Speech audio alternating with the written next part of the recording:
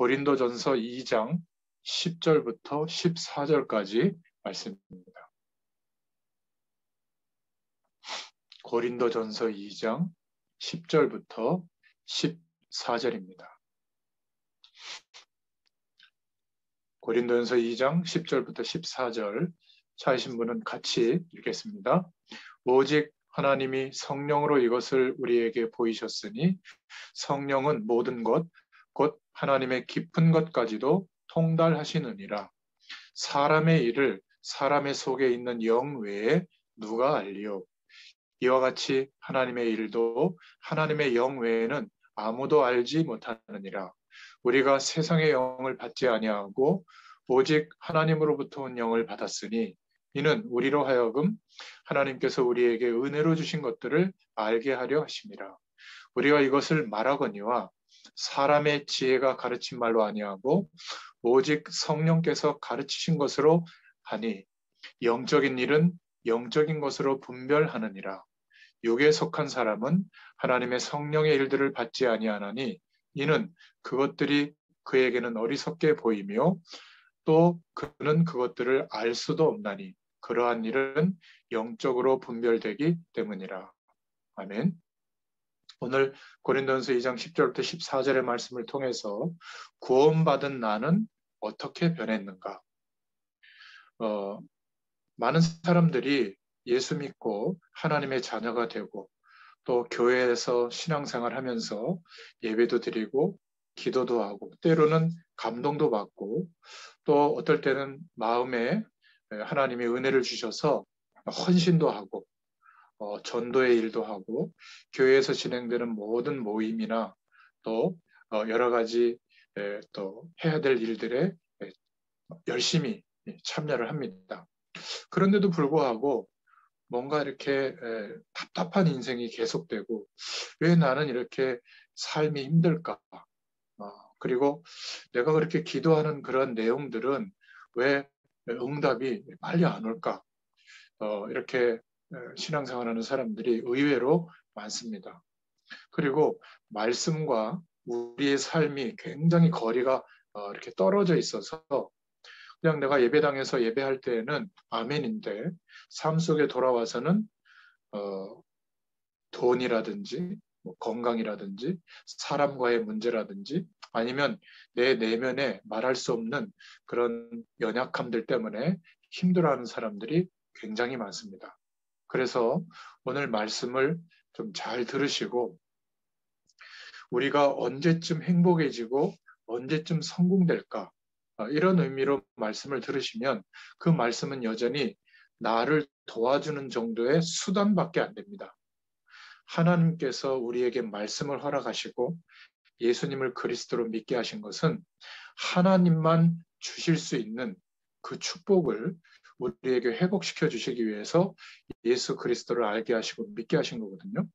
많은 사람들이 열심히 노력하거나 최선을 다하거나 또는 운이 좋아서 이루어질 수 있는 그런 결과들은 굳이 하나님이 안 주셔도 되는 그런 축복들 때문에 예수 그리스도께서 이 땅에 오셔서 우리에게 구세주가 되신 것은 아닌 것 같아요. 그래서 오늘 구원받은 가장 중요한 내가 어떤 축복 속에 회복되어진 인생이 됐는가 이 부분을 알고 확신하면 모든 면에서 새로운 시작이 될 줄로 믿습니다. 자, 서론으로 좀 생각해 보면 우리는 인생을 살아오면서 좋은 경험도 있고 안 좋은 경험도 있죠. 그래서 우리의 과거와 또 살아온 인생의 그런 여정들이 힘들었을지라도 구원받은 내가 어떤 존재인지 내가 누구인지를 알면 우리의 지나온 경험들이 굉장히 도움이 됩니다.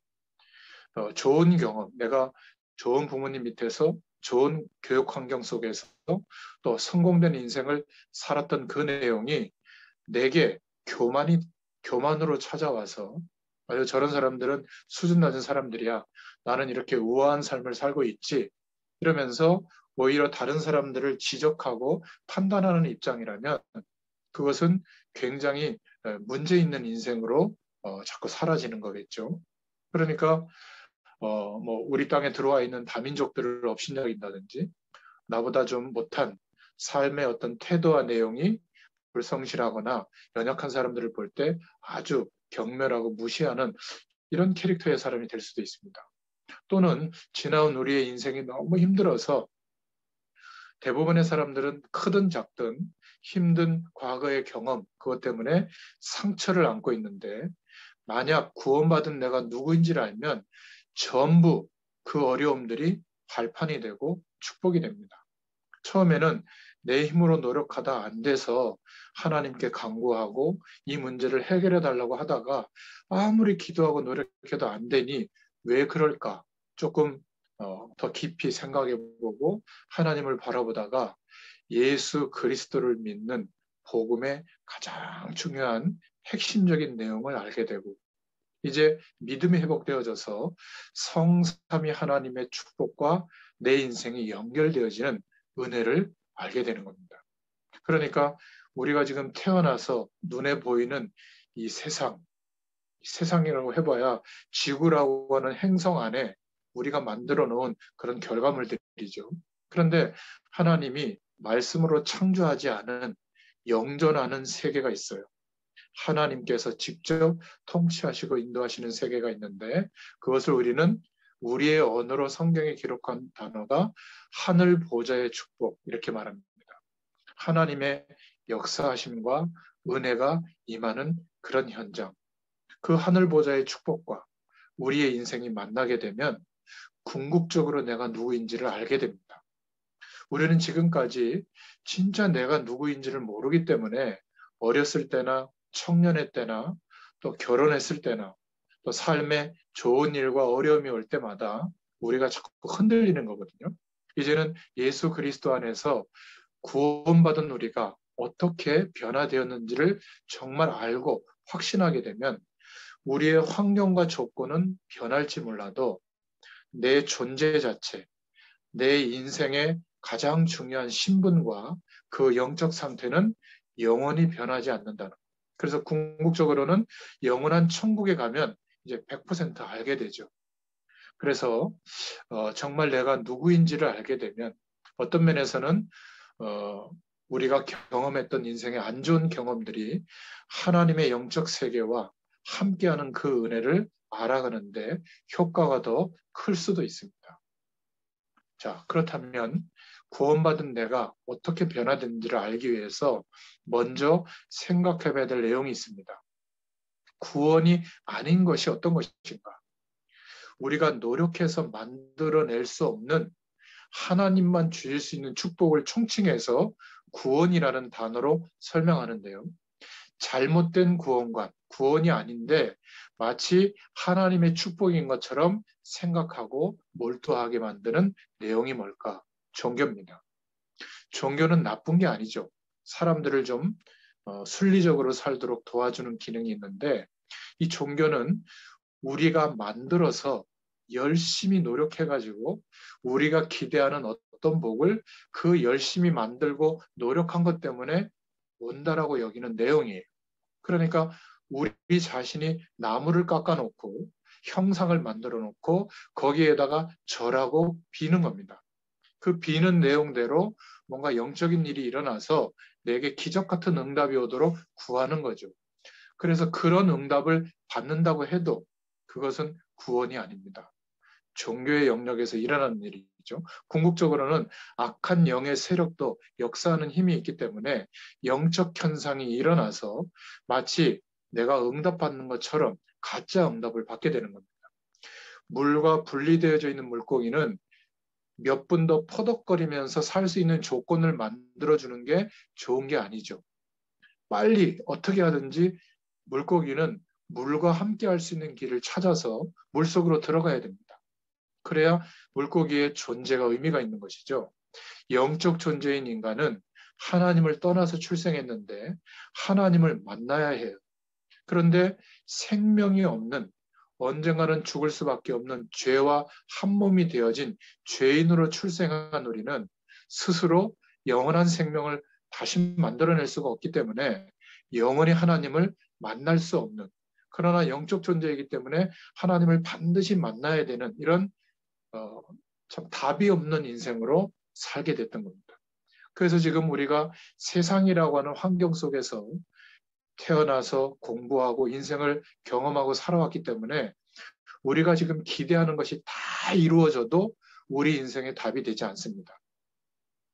영원한 생명과 그 생명의 근원 되신 하나님과 만나는 함께하는 축복이 어떤 것인지를 알 수가 없기 때문에 그 축복 속으로 들어가야 될 이유도 모르고 있기 때문에 사람들은 예수 믿고 나서도 여전히 내가 기대하던 인생의 모습, 그것을 하나님 보고 들어달라고 하지 예수 그리스도로 말미암아 하나님만 회복시켜 줄 수 있는 그 영적인 축복에 대해서는 여전히 기대를 하지 않고 있는 거예요. 그래서 예수님이 요한복음 14장 14절에 뭐라고 얘기했죠? 지금까지는 너희가 내 이름으로 구하지 않았으나 이제 내 이름으로 구하면 내가 즉시 행하리라. 뭘 행한다는 겁니까? 이 영적인 축복을 알게 되도록 성령으로 역사해 주신다는 거예요. 그러니까 우리는 이렇게 기도했더니 이렇게 강단의 말씀을 붙잡았더니 이렇게 뭔가 내 중심을 들였더니 내가 그렇게 노력해도 안 되던 막 돈을 벌게 됐고 취업을 하게 됐고 좋은 사람 만나서 결혼하게 됐고 또 어려움을 겪었던 질병이 막 해결되기도 하고 이런 내용을 간증하는 수준이 아닌 거예요. 성삼위 하나님과 나의 인생이 만나게 되면 문제가 있어도 없어도 괜찮은 사람이 됩니다. 내가 하나님의 수준이 된 게 아니라 유한한 내가 영원한 생명을 얻고 생명의 근원 되신 하나님을 만나보니까 달라지는 거죠. 여러분 중에서도 한 번 이상 이런 체험이 있을 겁니다. 하나님이 첫사랑의 은혜를 주시거든요. 하나님 만나는 축복.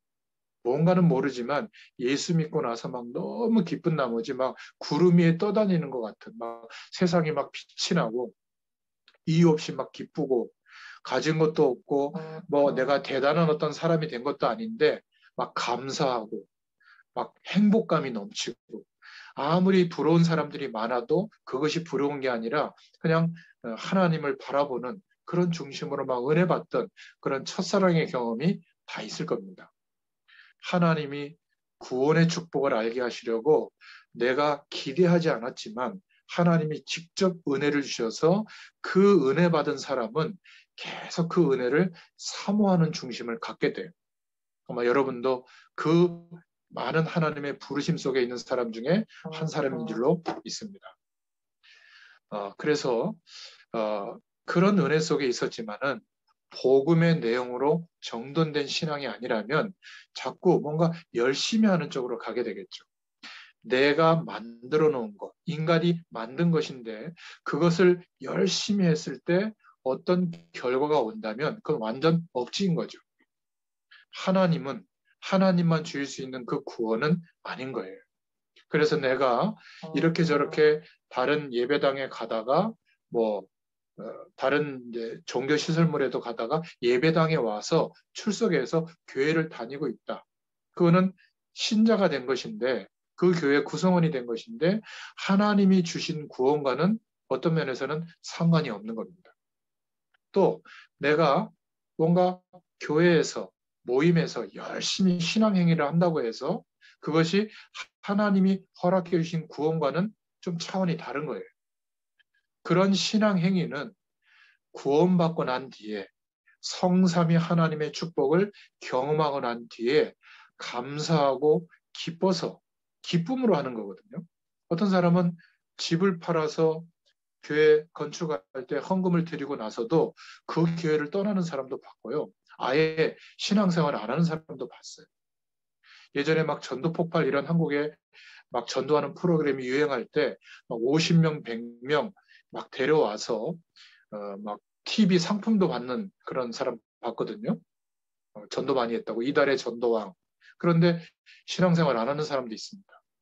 그러니까 우리 편에서 열심을 내서 어떤 경험하게 되는 그런 기쁨도 있습니다. 뭐 보험 이렇게 판매하시는 분들이 열심히 하면 막 100명, 20명, 1000명 이렇게 영업 실적이 늘어나듯이 그렇게 전도하는 사람도 있거든요. 그런데 우리 편에서 하는 그런 열심으로 하나님의 구원을 맛볼 수 있느냐? 그렇지 않습니다. 물론 대부분은 그렇게 신앙생활을 열심히 하는 분들이 하나님의 구원의 축복을 누리면서 하는 사람도 있지만 대부분 열심히 하다가 나처럼 열심히 하는 사람을 보면 지적하거나 판단하거나 업신여깁니다. 또 지도자들이 그렇게 열심히 하는 나를 안 알아줄 때 시험 듭니다. 그러니까 또 너무 열심히 하다 보니까 세상에서도 열심히 살고 교회 와서도 열심히 하다 보니까 지쳐요. 그리고 한 3년 여전도에 뭐 총회장 3년 하면 아예 교회를 떠나든지 아무것도 안 하려고. 열심히 하는 게 나쁘다는 게 아니라 열심히 신앙생활하는 것을 하나님이 주시는 구원과 이렇게 일치한다는 것은 좀 어폐가 있는 거예요. 그래서 제가 지금 설명드리려고 하는 것은 여러분들도 그렇고 저도 그렇고 열심히 신앙생활하는데도 불구하고 왜 힘들까? 왜 하나님이 함께 하시는 은혜가 여전히 경험되지 않을까? 그렇다면 열심히 신앙생활하는 것보다 더 중요한 것이 있구나. 무엇을 우리가 알아야 하고 어떤 것을 하나님 앞에 구해야 될까? 이렇게 진짜 질문을 하나님께 드려봐야 되는 시간이죠. 그래서 구원이 아닌데 하나님만 주실 수 있는 구원인 것처럼 착각하고 종교생활하거나 또는 열심히 신앙생활하고 있다면 그 열심히 뭔가 중요한 하나님의 축복을 받을 수 있는 기준이라고 생각한다면 계속 힘들 거예요. 우리가 일평생 남이 시키지 않아도 누가 알아주지 않아도 내가 교회를 위하여 주의 영광을 위하여 내 인생 전체를 드려도 너무 감사하고 기쁘게 헌신해야 되거든요. 그것은 뭐냐면 하나님의 구원을 받은 사람은 그게 되어져요. 누가 시켜서도 아니고요. 그리고 내 주변의 사람들을 볼 때 하나님만 주실 수 있는 그 구원을 전혀 모르고 살고 있거든요. 그러니까 구원받은 상태가 아니라면 어떤 상태인지를 이제 알잖아요. 내가 경험해 왔기 때문에. 어떻게 하면 저 사람에게 이 축복을 알려줄 수 있을까? 이거를 두고 고민하고 또 기도하게 되어 있어요. 그 사람은 전도자의 마음을 갖게 된 거죠. 자, 이해되셨죠? 그래서 우리 편에서 하는 열심은 되어져야 되는 것이지 그 열심 때문에 하나님의 복이 오고 안 온다면 우리가 열심을 내지 않을 때는 그 사람은 어떻게 생각하냐면 내가 열심히 기도 안 했기 때문에 열심히 예배를 못 드렸기 때문에 훈련을 못 받았기 때문에 하나님의 복이 요만큼만 오겠지. 아니에요. 하나님의 구원은 똑같이 있는 거예요. 그러니까 나는 나의 존재는 똑같이 하나님의 구원의 축복이 임한 상태인 거예요. 내 믿음의 수준이 달라져서 뭔가 잘못된 구원관 속에 내가 신앙생활하고 있기 때문에 내 행위와 노력의 결과에 따라서 하나님의 구원이 많고 적은 것, 그것은 종교적인 생각이 아직 머물러 있는 겁니다. 그리스도로 말미암아 예수 그리스도를 믿는 믿음 때문에 아들이 있는 자에게는 생명의 축복이 와 있는 거예요. 생명의 근원 되신 하나님이 영으로 거룩한 영으로 함께하고 계시는 거예요. 어떤 상황과 조건 속에서도 이 사실을 믿으면 성령의 역사하심이 나타납니다. 아멘이죠. 얼마나 감사합니까? 믿음을 선택하세요. 열심을 선택하지 말고. 그러면 믿어져서 나타나는 하나님의 역사를 경험하면 열심이 아니라 내 인생을 드리게 된다. 하나님한테. 그러니까 신앙생활이 쉬워져요. 다른 사람이 볼 때는 저 사람 어떻게 저렇게 열심히 말이지 한결같을 수 있을까? 그게 쉬워져요.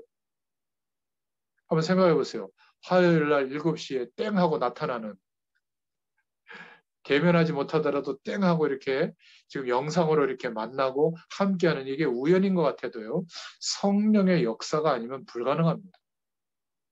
한 교회도 아니잖아요. 여러 교회 흩어져 있는데 복음 하나 때문에 하나님의 부르심의 이유와 성령께서 가르쳐 주시는 그 방향을 따라 전도와 선교와 하나님의 영광을 드러내기 위해서 우리가 어떻게 해야 될까라는 중심으로 모이게 하신 거거든요.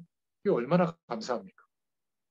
자, 그렇다면 두 번째로 이제 정말 생각해 봐야 될 것은 예수 그리스도로 말미암아 구원받은 하나님의 자녀가 된 나는 어떤 상태로 회복되어졌는가?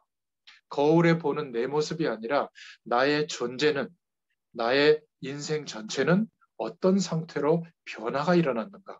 가장 먼저 일어난 변화가 내적인 변화입니다. 영원한 생명이 회복되어짐과 동시에 언제요?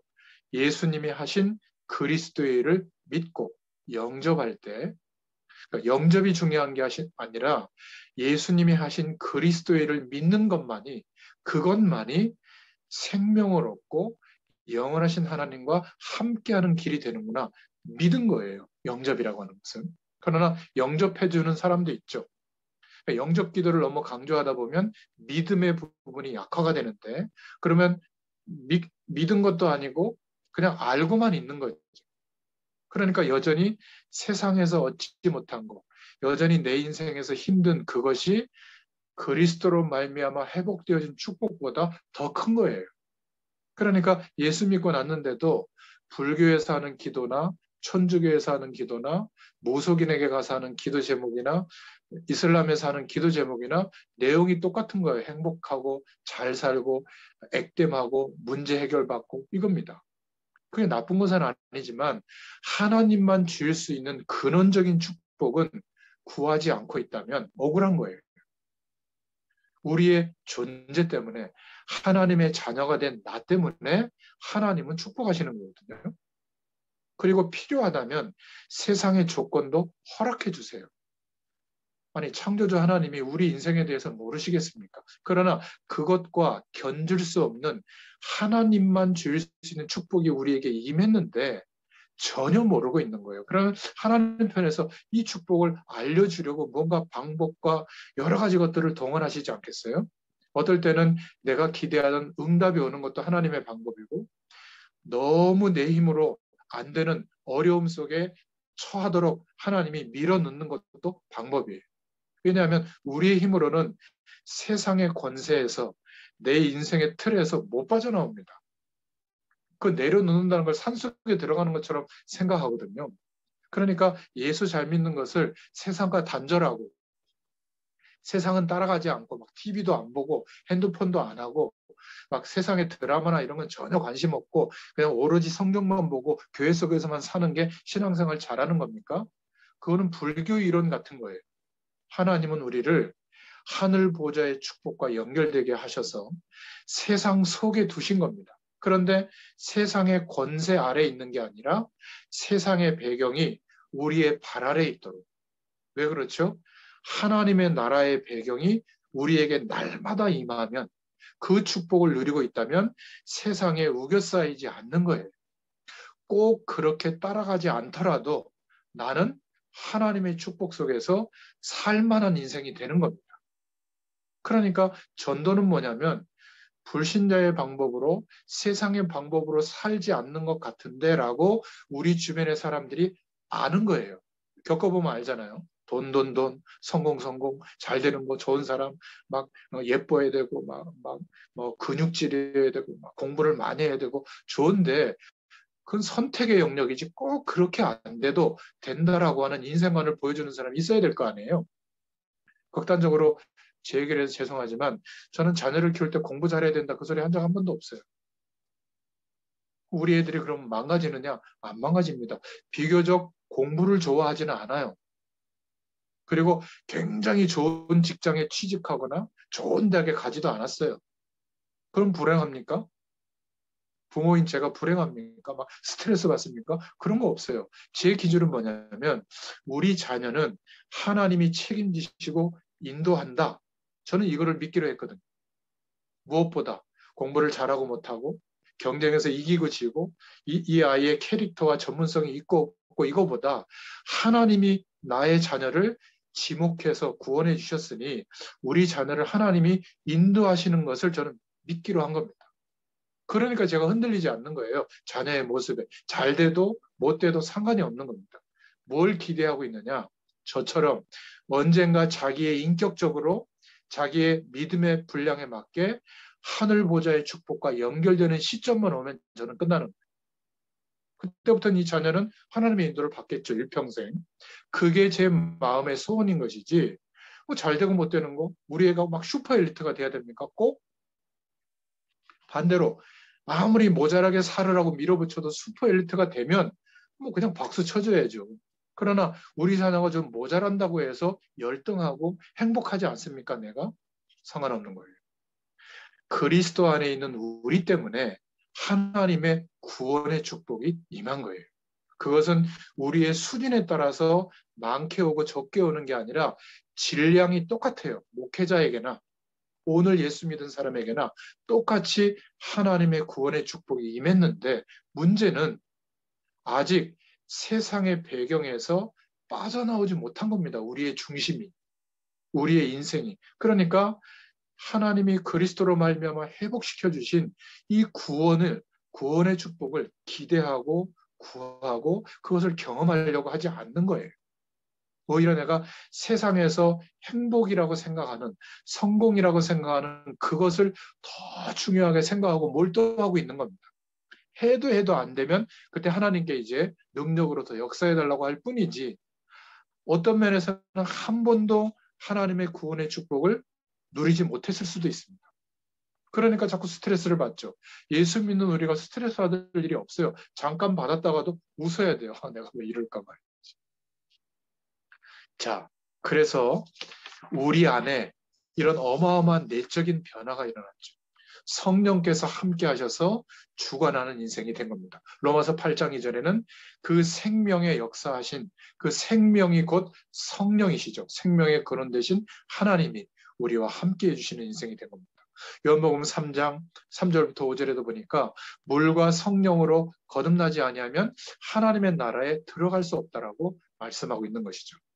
요한복음 3장 1절부터 10절에 보면 니고데모라고 하는 율법을 가르쳤던 선생의 신분이었던 니고데모가 밤에 예수님의 소문을 듣고 찾아옵니다. 인생의 고민을 상담하러 온 거죠.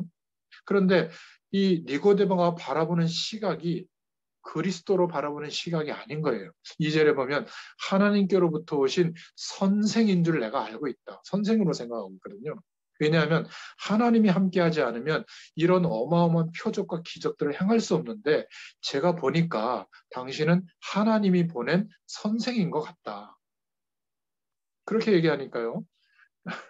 예수님이 뭐라고 얘기하냐면 그런 얘기를 듣고 나서 네가 거듭나지 아니하면 하나님의 나라를 볼 수가 없다. 3절에 이렇게 얘기합니다. 그러니까 이 니고데모가 내가 늙었는데 어떻게 모태에 들어갔다가 다시 태어날 수 있냐 이렇게 질문합니다. 그때 예수님이 뭐라고 말씀하시죠? 물과 성령으로 거듭나지 아니하면 하나님의 나라에 들어갈 수가 없다. 이렇게 말씀하시니까 9절에 보면 어떻게 그런 일이 일어날 수 있지? 하고 근심하면서 돌아가는 장면이 나옵니다. 그때 예수님이 뭐라고 얘기하죠?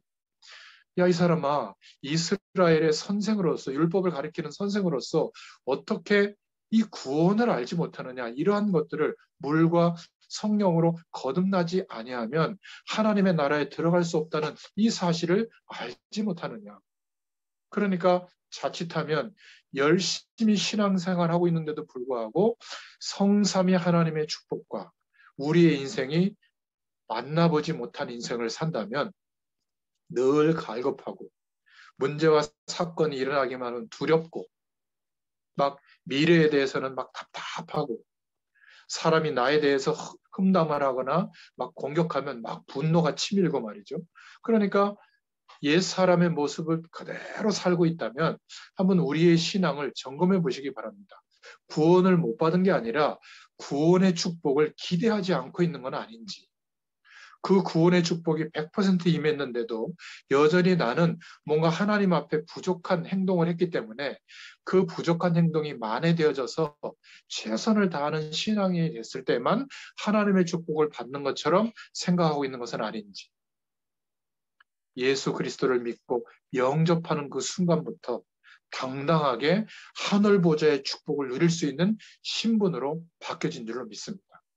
그래서 우리는 나 때문에 우리 박 집사님 때문에 그 병원이 복을 받고 있는 거예요. 아멘 하십시오. 여러분 한 사람 한 사람 때문에 여러분 가정에 하나님이 축복하시는 거예요. 이것을 믿지 않으면 여전히 일하고 노력하고 또 사기당하고 어려움 당하고 또 일하고 노력하고 그러다가 하나님 언제쯤 도와줄랍니까? 이게 계속 인생살이가 되풀이되는 겁니다. 거기서 빠져나오는 길이 뭔지 아세요? 내가 누구인지를 아는 겁니다. 그리스도 안에 있는 내가 어떤 축복의 존재로 변화되어졌는지 성령으로 함께 하시는 생명으로 역사하시는 그 은혜 속에 들어오게 된 거예요. 그래서 요한복음 14장 16절부터 17절에 이 진리의 영인 성령은 아무도 쫓아낼 수도 없고 영원히 떠나시지도 않으세요. 내 상황과 조건에 따라 흔들리는 구원이 아닌 겁니다. 이 성령이 우리 가운데 찾아오셔서 함께 하시는 성령의 내주를 깨닫게 되면, 믿게 되면 로마서 8장 2절, 4절, 9절에 그 성령께서 구원의 축복의 도리를 이루어 가세요. 내가 최선을 다해서 말씀을 지키려고 살아가는 것 때문에 아니라 성령의 도우심으로 구원의 축복을 알아가는 겁니다. 경험하게 되는 거죠. 말씀을 지켜서 최선을 다해서 하나님의 복을 받는 게 아니라 그게 바리새인적인 사고방식이에요. 세상의 사고방식인 거죠. 열심, 최선. 나쁜 건 아니지만 신앙생활이 고달플 겁니다. 쉬운 방법이 있어요. 믿는 겁니다. 하나님의 말씀이 이루어지도록 하시는 분은 성령 하나님이에요. 나와 함께 하시는 성령께서 내가 믿음으로 선택하고 붙잡은 그 말씀을 이루어지도록 역사해 주시는 겁니다. 방법은 알 수 없어요. 창조의 방법으로 역사하실 것을 믿어야 되는 겁니다. 그러면 하나님의 역사를 보게 되죠. 고린도전서 2장 10절부터 14절에는 이 성령께서 하나님의 뜻을 알게 하시는 겁니다. 왜 어렵게 하시는지, 왜 축복을 주시는지, 왜 길을 막으시는지, 왜 문을 여시는지, 왜 만남의 축복을 주시는지 하나님의 뜻을 알게 해주세요. 그래서 우리는 이익이 된다고 해서 덥석 물고 나가는 게 아니라 왜 이익이 될 길을 열어주실까? 하나님의 뜻을 깨닫기 전에는 실행으로 옮기지 않는 겁니다. 또 불이익이 오더라도 하나님의 뜻이라면 우리는 순종하고 나가보는 거죠. 홍해가 갈라질 것을 믿고 홍해를 쳤을 때 홍해가 갈라졌단 말이에요. 왜 그럼 홍해가 갈라졌죠? 지금 애굽의 군대가 쫓아오는데 홍해가 갈라지지 않으면 구원의 역사가 중단되고 어려움이 오는 겁니다. 언약 백성에게. 그때에는 홍해가 아니라 산이라도 갈라지는 겁니다. 하나님의 역사는 그때 일어나는 거예요. 우리가 하나님의 말씀과 은혜 속에서 이거는 하나님의 뜻이 맞구나라고 하나님께서 성령으로 확정해 주실 때 순종하고 나아가 보면 하나님의 뜻이 이루어지는 것을 경험하게 됩니다. 계산하지 마시고 하나님의 축복을 성령께서 알게 하시고요. 하나님의 은혜도 알게 해주십니다. 고린도전서 3장 16절에는 바로 우리 인생이 우리 자신이 하나님이 거하시는 집이 됐다는 것. 하나님의 성전이 된 겁니다.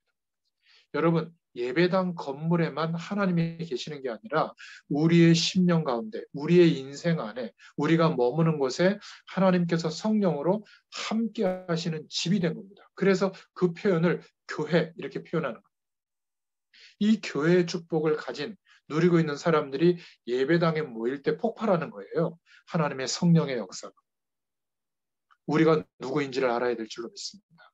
그래서 성령 하나님은 우리와 함께 하시면서 갈라디아서 5장 16절부터 18절에 보면 우리의 잘못된 것도 고쳐주세요. 성령의 도우심을 구하면. 또 우리의 모자란 거, 연약한 것도 우리를 인도해 주십니다. 우리 하원 자매나 고은지 자매가 있다면 잘 들어보시기 바랍니다. 결혼을 잘하는 방법 간단해요. 하나님께서 역사하시면 돼요. 성령의 도우심을 구하면 내가 이 지구상에서 가장 이쁘고 사랑스러운 사람으로 보이는 눈을 갖도록 하나님이 만들어 버려요.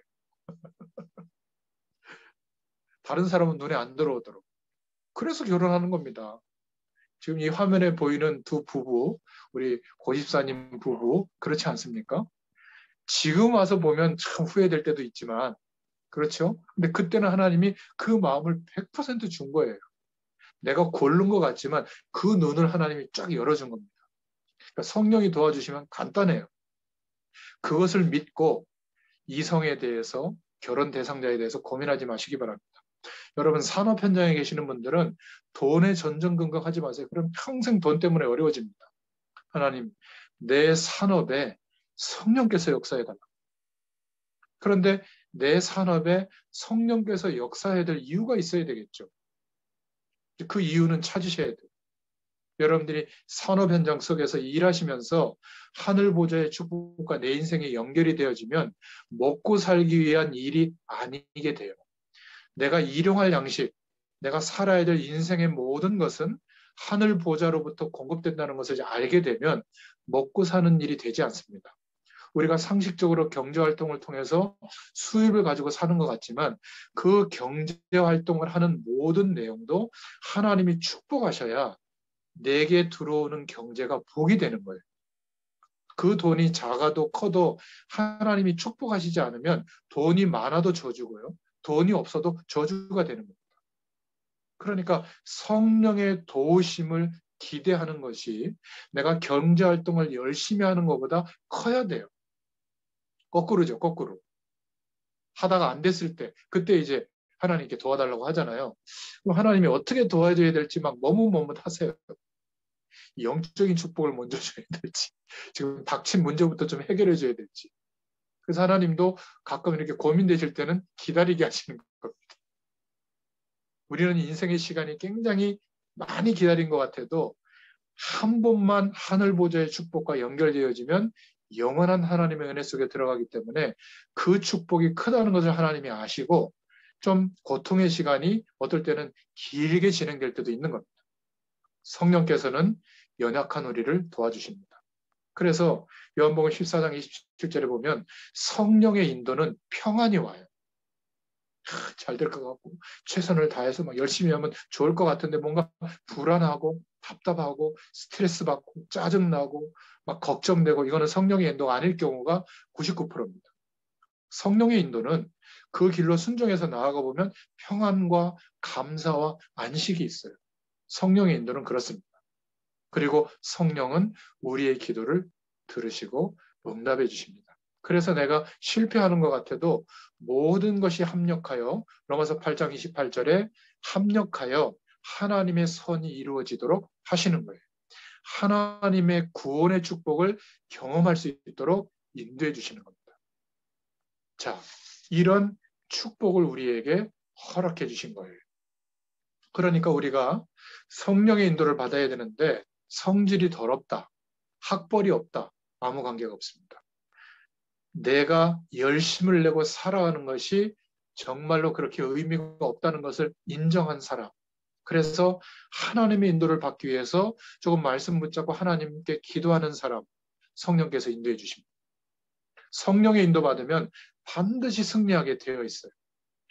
성질이 너무 좋은 사람은 성령의 인도를 못 받을 가능성이 많습니다. 자기 의가 강하니까. 우리보다 월등히 훌륭한 사람들도 영적 문제 가진 사람들이 굉장히 많은데 이유는 성령의 인도를 받을 자격이 없어요. 그래서 그 많은 조건 속에서 괴로워하고 있는 겁니다.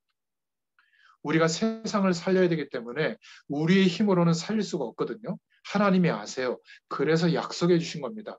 성령의 충만한 역사가 일어나도 하늘 보좌의 축복과 우리의 인생이 연결되어져서 우리의 하는 일과 우리의 현실과 인생에 하늘 보좌의 축복이 나타나면 세계 복음할 수 있는 축복의 사람이 됩니다. 여러분 이렇게 생각할 거예요. 막 부자가 돼가지고 빌딩을 막 여러 채가 돼가지고 막 그 잉여의 어떤 내용을 가지고 막 목사님도 돕고 막 선교사님도 돕고 이렇게 이게 선교라고 생각하잖아요. 그렇지 않다니까요. 그거는 세상적인 생각으로 전도와 선교를 생각하는 겁니다. 목회자인 제게 여러분들도 잊을 수가 없지만 제 마음에 떠나지 않는 한두 분이 계신데 제가 전도사 시절에 지금으로부터 한 30년쯤 전에 강화도에서 30년 좀 더 됐나요? 강화도에서 아주 20대 때 이렇게 전도사 생활을 할 때인데 전도사로 헌신할 때인데 20대면 막 파릇파릇 할 때 아닙니까? 근데 그 교회 80세 넘으신 머리가 하얗신 권사님이 있어요. 말씀도 별로 안 하시는 분인데 제 생일이 4월 19일인데요. 그때가 되면 어떻게 하셨는지 그 시골 교회는 계단이 좀 이렇게 높이 돼 있거든요. 그 계단 밑에서 예배 끝나면 조용히 저를 불러요. 전도사님. 예. 그리고 부르더니 제 손에 그 검정 비닐봉다리 안에 그 소고기 한 근인가 두 근하고 그때 도서 상품권인가 그냥 10,000원짜리 한두 장인가 이렇게 딱 넣어서 그것도 이렇게 반 접어가지고 전도사님 생신을 축하드립니다 하고 막 이렇게 거의 90도로 막 이렇게 공손하게 이렇게 주시는 거예요. 제가 얼마나 그때 막 민망하고 막 송구스럽던지. 근데 그거를 받아서가 아니라 그 권사님의 중심이 전달이 되는 거예요. 물론 그때 담임 목사님 말고 교역자가 저 한 사람이었기 때문에 뭐 사랑을 좀 받았지만은 어쨌든 그 노 권사님이 그렇게 새파랗게 젊은 전사님에게 이렇게 전사님 생신을 축하드립니다 하면서 제가 그때 한 2년 6개월 있었는데 2번이나 그런 이렇게 대접을 받았거든요. 그러니까 그 내용이 뭐 많고 적어서가 아니라 내가 교육자로서 목회자로서 일평생 이런 권사님의 중심과 기도를 내가 받고 있는데 내가 내 이익을 탐하고 세상을 탐하고 헛되게 살아서는 안 되겠구나. 정말 하나님이 원하시는 주의 종이 돼야지. 지금도 가끔 그런 마음이 들 때 그 권사님을 생각하거든요. 그러면 그 권사님은 아주 작은 헌신이지만 일평생 목회자의 가슴에 남아서 목회자가 틀린 길로 가려고 할 때 브레이크를 걸고 성령의 인도를 받도록 돕는 헌신이 된 거예요. 저를 통해서 얼마나 많은 하나님의 역사가 일어나겠습니까? 지금까지도 그랬지만 앞으로도 저는 기대하고 있거든요. 그러면 그분은 작은 헌신이었지만 그게 바로 세계복음화의 축복을 이루는 길이에요. 여러분 막 너무 성공하고 대단하게 돼서 전도와 선교를 한다. 그때 되면 놀러 다니라고 못합니다. 그리고 기분 나쁜 선교를 하겠죠. 돈은 막 1, 2억씩 선교금을 하겠지만 선교 현장에 가서 맞다 틀리다 막 이렇게 판단하는 사람이 될지도 모릅니다. 여러분 그것을 기대하지 마시고 지금 하늘 보좌의 축복과 연결되도록 하나님의 구원의 축복을 기대하시면 이미 와 있는 그 축복이 경험되잖아요. 지금 내 시간표 속에서도 237 나라를 살릴 5천 미 정도 종족을 살릴 치유할 수 있는 축복이 시작됩니다. 매일매일이 하나님의 축복과 연결되어 있다는 것을 보게 될 줄로 믿습니다. 그래서 세상을 살려야 되니까 성령의 역사하심과 인도를 받게 되도록 인도해 주시는 거예요. 자, 그렇다면 이 축복을 받은 믿음을 가지고 우리의 과거를 한번 생각해 보세요. 지금 한번 생각해 보세요. 힘들었던 거, 너무 어려워서 상처가 됐던 거 다시 한번 쳐다보시길 바랍니다. 그런 어려움이 있었기 때문에 너무 갈급해져서 이렇게 저렇게 하다가 복음을 붙잡게 되고 지금 이 시간 하나님의 말씀을 통해서 내가 이런 구원받은 축복의 존재로 회복되어졌구나 확신하게 됐다면 과거의 모든 받은 상처들, 어려움들이 발판이 되는 줄로 믿습니다. 그러니까 나와 같은 그런 어려움을 겪는 내 주변의 사람들이 이제 보이죠. 내가 참 저렇게 살았었구나. 그러니까 그 사람을 평가하거나 비판하거나 판단하는 게 아니라 저 사람을 살려줘야 되겠구나. 빠져나오도록 도와줘야 되겠구나. 구원의 길 메시지를 외워서 막 영접시키기 위해서 하는 게 그게 전도가 아니에요. 나의 인생이 하나님의 구원의 축복을 누리게 되면 보이게 되고 어떻게 저 사람을 줘야 될지를 그냥 알게 돼요. 하나님께서 우리에게 붙여주신 영혼들이기 때문에 그 답과 방법들을 다 주시게 되어 있습니다. 그러니까 만약에 우리에게 이 구원의 축복을 누리면서 우리에게만 주신 기능이 있다면 옷을 파는 그 일이 하나님께서 역사하시는 보호자의 축복이 나타나는 기능이 되면 세계복음화 하게 되는 거예요. 우리 박 집사님처럼 의사의 일, 뭔가 의료 행위를 할 수 있는 전문적인 지식을 가지고 있다면 그 내용에 하나님께서 하늘 보좌로 역사하시면 어떻게 되죠? 237 나라를 살릴 응답이 그 도구를 통해서 일어나는 겁니다. 서지원 지사님처럼 영어 선생님이라고 했나요? 아이들을 가르치고 단순히 어떤 그냥 부업하는 정도의 어떤 일이 아니라 그것이 하늘 보좌의 축복이 나타나는 기능과 일이 되면 그 작은 일을 통해서요 엄청난 하나님의 역사가 나타나게 돼 있어요. 제가 30년 가까이 문화권 속에 있는 전문인들을 만나고 있는데 이분들이 늘 30년 이상 음악을 전공했지만 연주하거나 사람들 앞에서 음악을 연주할 때 음악을 하니까 음악 때문에 늘 스트레스를 받아요. 나의 소리, 내가 기대하는 어떤 음악성이 안 나타나니까. 그러면 음악을 연주하는 대상자는 스트레스 받습니다. 우리들이 볼 때는 대단한데 그렇더라고요. 근데 만약에 하늘 보좌의 축복을 누리면서 그 축복이 연주하는 기능과 음악인의 인생에 나타나면 어떻게 되죠? 수많은 사람을 치유하는 음악이 됩니다. 우리의 인생 전체가 하나님의 작품이 돼요. 한 사람도 빠짐없습니다. 아멘이죠. 이만큼 내가 구원의 축복 속에 들어와 있다는 것을 알고 내가 어떻게 변했는지를 알면 달라지기 시작합니다. 만약에 하나님이 예비해 두시고 이미 허락하신 축복인데 이게 없다라고 생각하고 돈 때문에, 사람 때문에, 건강 때문에, 자녀 때문에 스트레스 받고 있다면 매일 한 번 이상씩 잘못된 구원 속으로 들어갈 거예요. 그러니까 틀린 열심을 내고 거기에 집착하게 되는 겁니다. 여러분, 막 전도, 선교 이러면서 막 사명을 감당하려고 막 이렇게 몸부림치는 사람들 보면 집착하는 거예요. 되어지면 기쁘고 감사한 건데 집착한 겁니다. 막 사람 만나기만 하면 막 그리스도 막 영접해야 된다고 그러고 안 그러면 막 지옥 간다 그러고 집착하는 거예요. 전도는 그런 게 아닙니다. 잘못된 구원관을 갖고 있으면 신앙 행위 때문에 고달파지죠. 그렇게 하지 말라는 게 아니라 먼저 그리스도로 말미암아 우리에게 하나님만 주실 수 있는 회복된 구원의 축복을 누릴 수 있기를 바랍니다. 믿고 구해보세요. 하나님이 허락해 주십니다.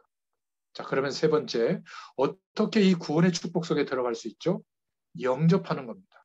이 영접한다는 것은 영접하는 행위, 기도를 한 게 중요한 게 아니라 내가 예수님 안에, 예수님이 내 안에 거하는 것이죠.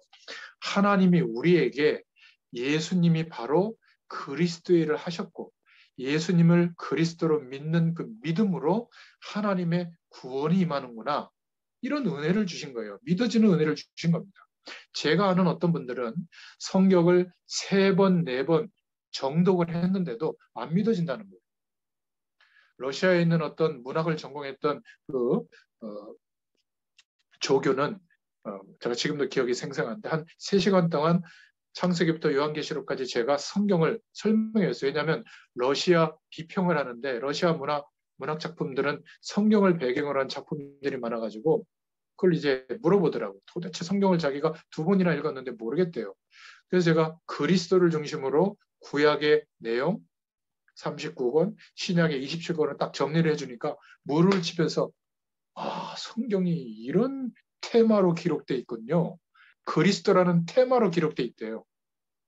그래서 난 또 영접할 줄 알고 예수님을 내 마음의 주인으로 영접하겠냐, 그리스도를 믿냐, 안 믿어진다는 거. 참 희한하지 않습니까? 우리는 성경을 다 알고 믿었습니까? 대충 누가 이렇게 전해줬는데 그 작은 복음의 내용을 듣는데 그냥 엄격결에 믿고 영접한 거잖아요. 이게요, 엄격결에 믿은 게 아니라 하나님이 그 믿어지는 은혜를 주신 거예요. 선택받은 사람들이 60억 인구 중에 예수를 그리스도로 믿는 사람이 그렇게 많지 않습니다. 그냥 교회 다니는 사람은 많아도요. 예수님을 그리스도로 믿게 된 것.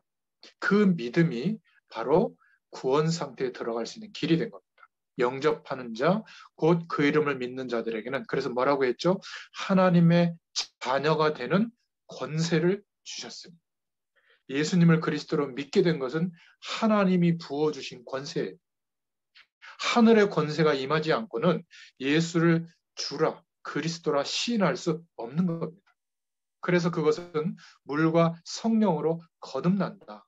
이 거듭난다는 말은 구원이 위에서부터 임한다. 위로부터 난다는 거거든요. 모든 종교는 나로부터 출발해서 열심히 신앙행위를 해서 진리에 도달한다는 그런 내용을 말하고 있는 겁니다. 그런데 성경에서 말하는 구원은 그게 아니에요. 위로부터 난 겁니다. 예수 그리스도를 믿는 믿음 때문에 그 믿음도 위에서부터 부어준 선물이에요. 그 은혜로 인하여 하나님의 구원이 위로부터 임한 거예요. 너무 감사하죠. 저 사람 믿음 있다 없다 판단할 수 있습니까? 위에서 부어주신 은혜로 하나님의 구원의 축복 속에 들어오게 된 겁니다.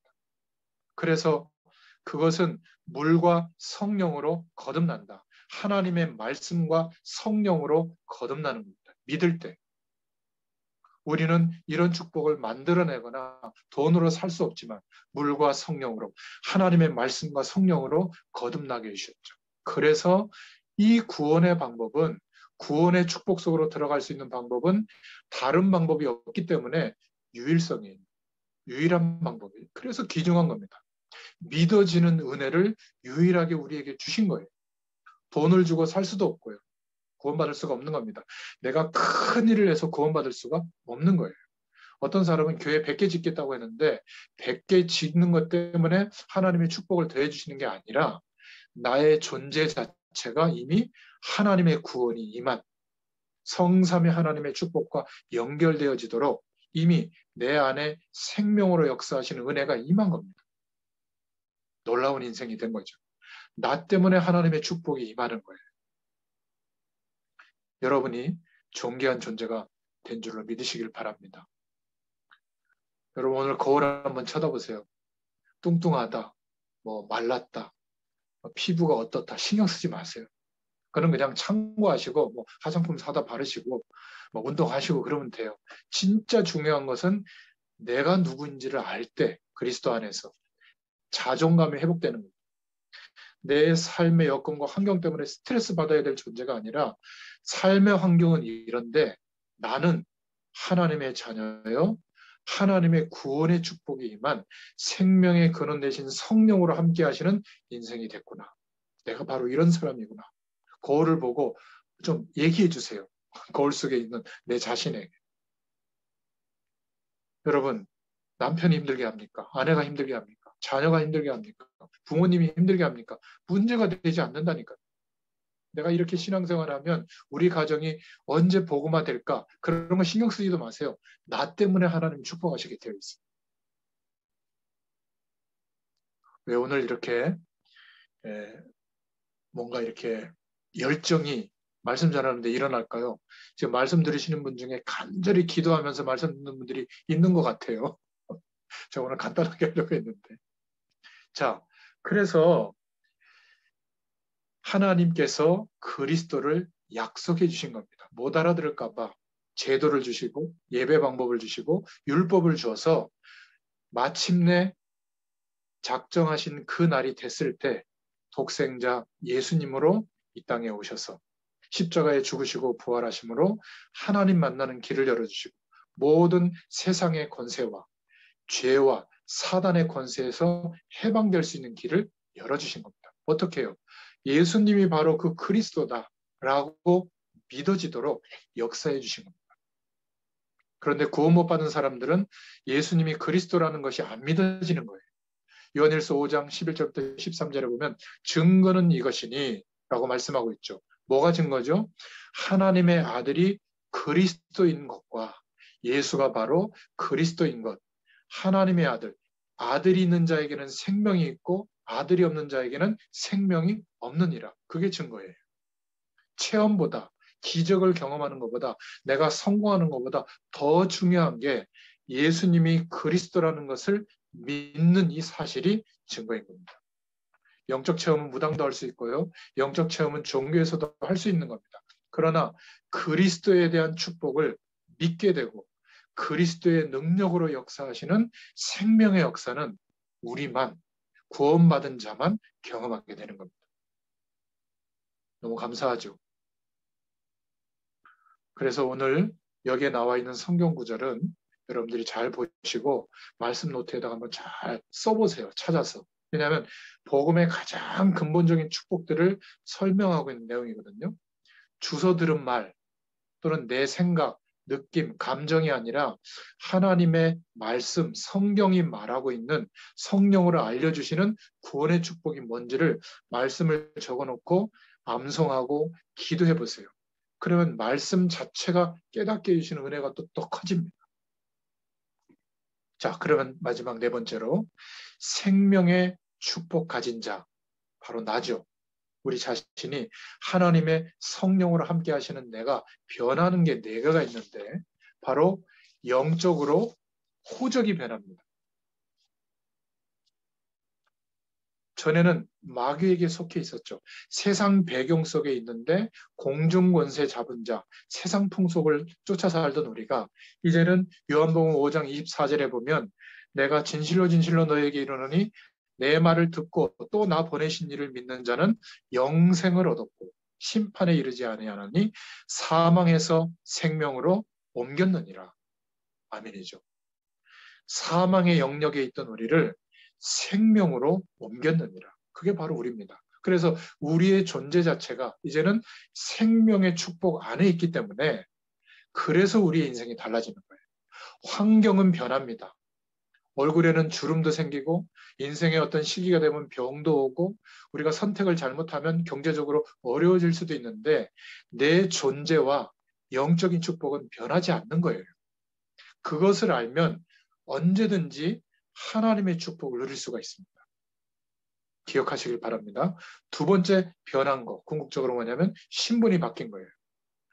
로마서 6장 17절에서 이제는 로마서 6장 21절로 바뀌게 된 거죠. 전에는 죄의 종이었어요. 세상 풍속, 세상 권세 아래서 살던 우리였어요.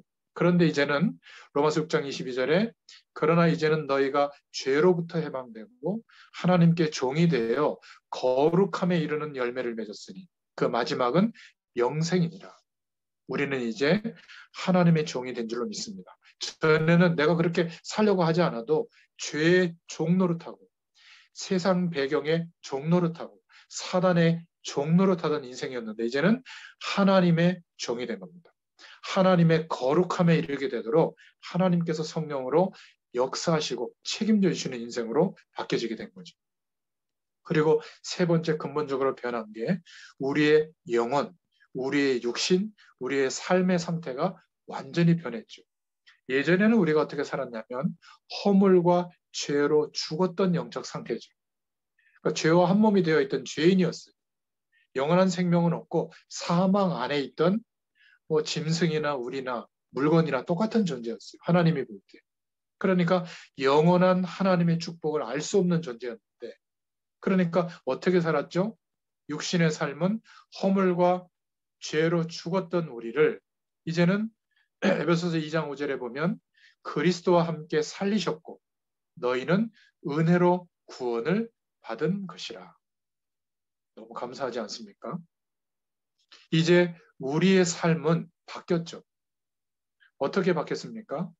전에는 세상 풍속을 따르고 공중 권세 잡은 자를 따랐지만 곧 지금 불순종의 아들들 가운데 역사하는 영을 따랐지만 이제는 우리의 삶이 바뀌어지게 된 겁니다. 어떻게 바뀌어졌죠? 너희가 만일 성령의 인도하시는 바가 되면 율법 아래에 있지 아니하리라. 이제는 성령의 인도를 받게 된 겁니다. 말씀이 가리키고 있는 내용이 맞다 틀리다 그거를 막 생각하는 그런 차원의 삶이 아니라 성령께서 인도하시는 삶으로 바뀌게 된 겁니다. 어떨 때는 우리가 말씀대로 잘 못 살 때도 있고요. 실수할 때도 있습니다. 그런데 성령은 계속 우리를 인도하십니다. 넘어진 자리, 실패한 자리 안에도 하나님이 인도하시는 길이 열려요. 이게 참 세상에서는 알 수 없는 답이죠. 그러니까 괜찮은 겁니다. 하나님과 함께하는 우리는 괜찮은 거예요. 너무 우리의 자신에 대한 연약함 때문에 모자람 때문에 환경적으로 답답한 문제 때문에 실망하지 마시기 바랍니다. 그럴 때일수록 이 영적인 축복을 누리시길 바랍니다. 그러면 우리 때문에 모든 조건과 환경이 반드시 변화가 일어납니다. 우리의 삶은 이제 성령의 인도를 받게 된 줄로 믿습니다. 그래서 하나님의 생명을 가진 자를 하나님은 어떻게 인도하시죠? 끝까지 버리지 아니하시고 인도해 주십니다. 그리고 성화시켜 나가십니다. 보혜사 성령으로 함께 우리에게 인도해 주시죠. 요한복음 14장 16절, 26절에 보면 그 성령께서 하나님의 말씀과 뜻을 가르쳐 주시고 생각나게 해 주십니다. 갈라디아서 6장 5장 16절부터 18절에 보면 육체의 욕심을 따라 지내던 본능대로 살던 우리가 이제는 성령을 따라 행하는 사람으로 바뀌어지게 됩니다. 그래서 아무도 생명 가진 자를 멸망시킬 수가 없게 되는 거예요. 우리가 바로 그런 존재입니다. 로마서 8장 31절부터 39절을 꼭 나중에 읽어보시기 바랍니다. 특히 38절부터 39절에 보면 내가 확신하노니 사망이나 생명이나 천사들이나 권세자들이나 현재일이나 장래일이나 능력이나 높음이나 깊음이나 다른 어떤 피조물들이라도 우리를 우리 주 그리스도 예수 안에 있는 하나님의 사랑에서 끊을 수 없으리라. 그런 존재가 된 겁니다. 여러분, 이 말씀이 저와 여러분에게 능력의 답이 될 수 있기를 축원드립니다. 로마서 8장 37절에 보면 그러나 이 모든 일에 우리를 사랑하시는 이로 말미암아 우리가 넉넉히 이기느니라. 하나님의 구원의 축복을 받은 내가 어떤 존재로 회복되어졌는지를 알고 확신하면 이 모든 일에 하나님의 사랑으로 하늘 보좌의 축복으로 넉넉히 이기는 사람이 될 줄로 믿습니다. 그래서 이 축복은 평생이에요. 있다가 없어지는 게 아닙니다. 조건에 따라 왔다 갔다 하는 축복이 아닙니다. 그런 평생의 응답을 누리게 될 줄로 믿습니다. 그런데 이런 분들이 있죠. 저희 중에 있을지도 모르겠습니다. 아니 근데 왜 나는 이런 축복을 받았는데 왜 응답이 없습니까? 왜 이렇게 힘듭니까? 멸망 상태에 우리가 있기 때문에 거기에 있지 말고 지금 끌어내고 있는 중이에요. 나는 버티고 있지만 돈을 더 사랑하고 사람을 더 의지하고 세상 풍조를 더 의지하던 나를 끄집어내기 위해서 한계 속에 자꾸 두게 하시는 거예요. 오히려 어려움이 오는 것처럼 보이지만 하나님이 하나님의 자녀된 우리를 그 속에서 망하지 않도록 하나님이 끌어내시는 거예요. 어디로요? 하늘 보좌의 축복 속으로. 이제 하늘 보좌의 축복과 우리의 인생이 만나게 되면 다시 우리를 세상 속에 두신 하나님의 계획을 알게 됩니다. 사명이 일어나게 되죠. 전혀 하나님의 인도를 안 받는 세상 사람들이 잘 살고 있는 사람들도 있습니다. 부러울 만큼. 그런데 로마서 1장에 보면 구원받게 버려둔 자예요. 인간은 영적 존재이기 때문에 노력하고 열심히 해서 좋은 결과를 얻으면 그것 가지고 행복할 수 있는 존재가 아니에요. 그래서 진실한 사람은 괴로워하게 돼 있거든요. 허무하게 되거나 뭔가 답답해지거나 뭔가 공허감이 오거나 막 스트레스를 받거나 두려움이 오거나 그래서 진리를 찾아야 되는 것이 정상적인 인간이에요. 하나님이 사랑하는 사랑의 범주 안에 있는 사람인데 열심히 노력했더니 좋은 결과가 왔는데 너무 행복하다. 스트레스도 없고 너무 보람된다. 진리를 찾을 이유도 없다. 오늘 너무 행복감에 도취돼 있다. 구원받게 버려둔 자입니다. 사생자예요. 가장 어떤 면에서는 하나님의 진노가 임한 사람일 수도 있어요. 인간은요, 인생을 살면서 반드시 한 번 이상은 절망을 경험하게 돼 있거든요. 하나님이 그렇게 프로그래밍을 해놨어요. 출생하는 순간부터. 원죄 아래에 있는 인간은 절대적으로 만족이 없기 때문에, 안식이 없기 때문에 불행해지게 돼 있습니다. 다리가 부러지고 사고를 만난다는 게 아니라 영적으로 그런 존재예요. 그런데 행복하다. 잘 된다. 멸망받은 자일 가능성이 많습니다. 복음을 안전하는데도 복음의 기반 위에 있지 않고 다른 것을 강조하는데도 교회가 잘 되는 교회가 있죠. 그런데 그 교회는 시대마다 보면 교회사를 통해서 보면 그 시대에 가장 문제를 일으키는 통로가 되기도 합니다. 여러분, 대그룹처럼 교회가 커지는 것이 하나님의 뜻은 아니에요. 교회가 부흥하는 것은 하나님의 뜻인데 복음 전하는 교회, 복음의 능력이 나타나는 교회가 부흥돼야 의미가 있는 것이죠. 근데 무조건 잘되기 위해서 군대 이론도 동원하고 백화점 마케팅 이론도 동원하고 막 세상에 온갖 성공하고 잘 되는 방법을 다 동원해가지고 막 프로그램으로 세팅해가지고 몰아붙인다. 그래서 잘하면 막 인센티브 주고 잘못하면 내쫓고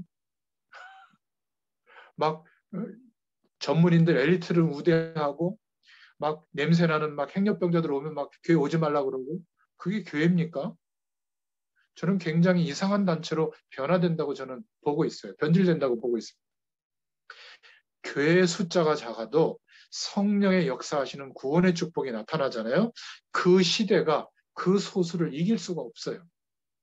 그래서 교회를 통해서 복음이 역사하는 교회를 통해서 시대는 하나님을 아는 문화로 바뀌게 되는 거예요. 여러분 섬기는 교회가 그런 교회가 되기를 축원드립니다. 저도 교회를 위해서 늘 그렇게 기도하고 있죠. 그래서 끝날까지 너와 함께 하겠다. 하늘과 땅의 권세를 가지신 그 주님이 우리와 함께 하겠다고 약속해 주셨습니다. 이런 일, 저런 일이 있을 수 있지만 하나님은 우리를 구원의 축복을 허락하셔서 그 축복을 경험하도록 인도하십니다. 그게 바로 구원받은 나의 진짜 모습이에요. 구원받은 나는 어떻게 변했는가? 이것을 다시 한번 생각하면서 기억하시기를 바랍니다. 그래서 이 축복 속에 있으면 염려거리가 있든 없든 상관이 없어요. 나중에는. 문제가 오든 안 오든 진짜 상관이 없게 되고요. 왜냐하면 다 지나가는 거니까. 어떨 때는 병들 수도 있고 어떨 때는 어려움 당할 수도 있지만 하나님이 그리스도로 말미암아 허락해 주신 언제든지 누릴 수 있는 이 구원의 축복은 절대로 변하지 않는 겁니다. 많은 신앙인들이 이 구원의 축복을 몰라서 이렇게 헤매고 계속 어려움을 당하고 있는 거죠. 구원받은 하나님의 자녀로 부름받은 줄로 믿습니다. 그래서 꼭 기억하시길 바랍니다. 옛날에 내가 이렇게 어려움을 당했다. 어려운 가정 배경 속에 있었다. 돈 때문에 어려웠다. 병 때문에 어려웠다. 사람 때문에 어려웠다. 발판이 될 줄로 믿습니다. 이 구원의 축복을 빼놓고 보면 상처지만 전부 하나님의 역사하심 속에 우리 인생이 들어가도록 하나님이 준비해 두신 발판이다. 그래서 내가 과거에 이렇게 타락했다, 이렇게 어려움 속에 있다, 간증도 하지 마세요. 그게 뭐 자랑이라고 간증합니까? 하나님의 축복을 알도록 하나님이 나를 거기에서 건져낸 것에 대해서 감사할 수 있기를 바랍니다. 그리고 살면서 겪는 어려운 문제가 올 때는 그냥 하나님께 맡기세요. 하나님께 맡긴다는 말은 우리가 해야 될 일은 빨리 하지만은 내가 할 수 없는 영역의 일 때문에 고민하지 마세요. 하나님께 맡기고 구원의 축복을 누리고 있다 보면 하나님께서 어떻게 그 문제와 일들을 인도해 나가시는지 확신이 오면 그대로 인도받으면 됩니다. 그러면 알게 돼요. 하나님께 맡길 때 어떤 결과가 오는지를 알게 될 줄로 믿습니다. 구원받은 나는 어떻게 변했는가? 가장 중요한 축복의 존재가 된 줄로 믿습니다. 그래서 우리가 앞으로 대면에서 만날 때 정말 기쁜 마음으로 만날 수 있기를 바랍니다. 또 교회 가서 예배 드릴 때 구원받은 그 성도들의 모습을 볼 때 이 구원의 축복 안에서 보면 존귀한 존재들로 보일 거예요.